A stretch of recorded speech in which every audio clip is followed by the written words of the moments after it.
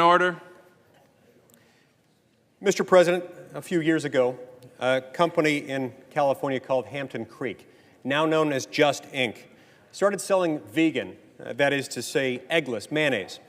Just Mayo is one of hundreds of increasingly popular alternative foods developed in recent decades, marketed to vegetarians, to vegans, and people with food allergies or other health concerns.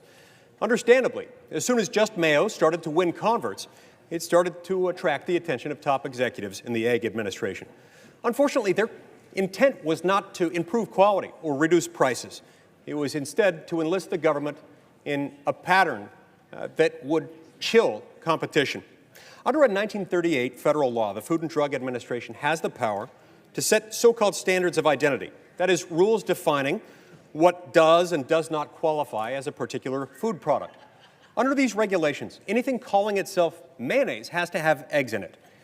And so Just Mayo was being accused of being illegally labeled.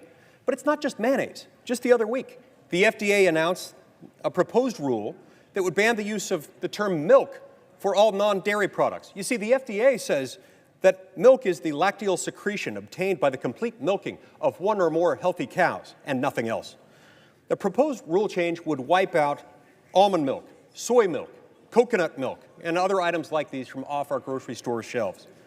Now, whatever their original value, Mr. President, these labeling requirements are outdated and they're unnecessary. Consumers are not deceived by these labels. No one buys almond milk under the false illusion that they came from a cow. They buy almond milk because it didn't come from a cow.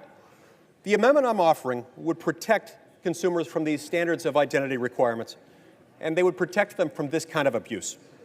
Specifically, the amendment would prohibit funds from being used to enforce those rules against products simply because of their use of a common compound name, such as where a word or phrase identifies an alternative plant or animal source. In other words, it would protect products like almond milk, goat cheese, and gluten-free bread from accusations of being illegally labeled.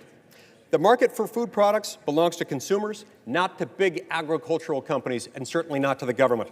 The role of government in the market is to protect competition, not an individual competitor.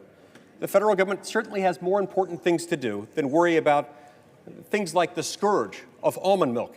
I urge my colleagues to vote in favor of this amendment.